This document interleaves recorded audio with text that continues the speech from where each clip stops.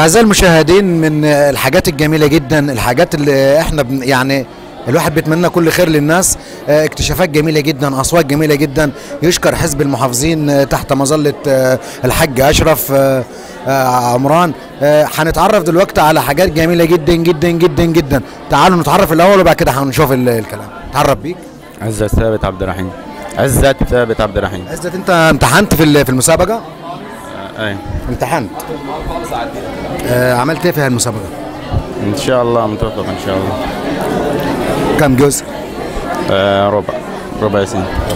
طب عايز اسمع حاجة حلوة منك، ممكن؟ طلع على الكاميرا كده.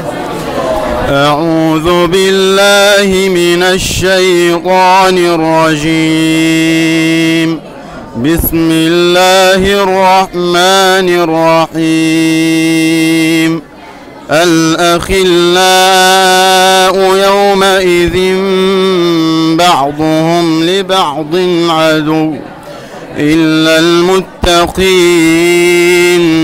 يا عباد لا خوف عليكم اليوم ولا أنتم تحزنون.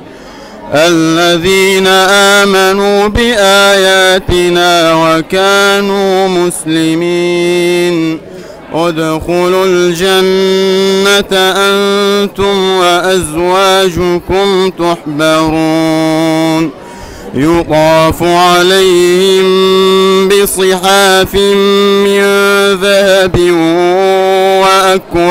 وأكواب وفيها ما تشتهيه الأنفس وتلذ الأعين وأنتم فيها خالدون.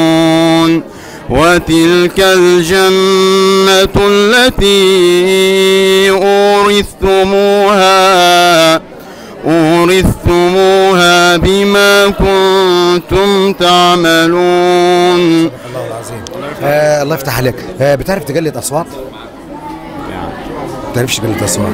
موضوع التقليد ده يا أستاذ أحمد، احنا موضوع التقليد ده هنعملها في مسابقة تاني، لأن فعلا في كوادر ممتازة ممتازة ممتازة، لدرجة إن في واحد من أبناء سوهاج بيقلد حوالي 26 مقرئ من 26 مقرئ بيقلدهم.